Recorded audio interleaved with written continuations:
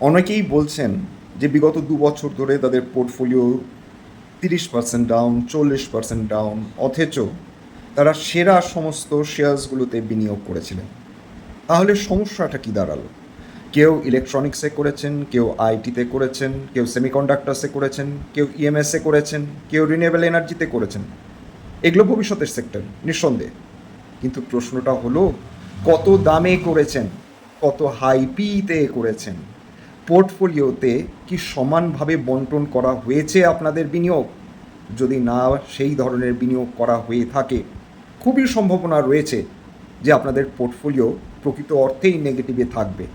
প্রশ্নটা টাইমের নয়, প্রশ্নটা টাইমিংয়েরও নয়, প্রশ্নটা হচ্ছে কত ভ্যালুয়েশনে একজন মানুষ একটি শেয়ারে বিনিয়োগ করছেন, তার এক্সিকিউশন এবিলিটি কীরকম, তার অর্ডার বুক কীরকম। অত্যন্ত চড়া দামে যদি কোনো শেয়ার কোনো মানুষ কিনে থাকেন, খুবই স্বাভাবিক একটি সম্ভাবনা রয়েছে যে সেই স্টকটিতে 40 থেকে 50% কারেকশন আসতে পারে, এবং সেটা হয়তোবা সেই মানুষটিকে অ্যাকসেপ্ট করে নিতে হবে, নতুবা হয়তো বেশ কয়েক বছর অপেক্ষা করতে হবে পুনরায় সেই দামে ফিরে যাবার জায়গায় যেখানে তিনি বিনিয়োগ করেছিলেন। ধন্যবাদ।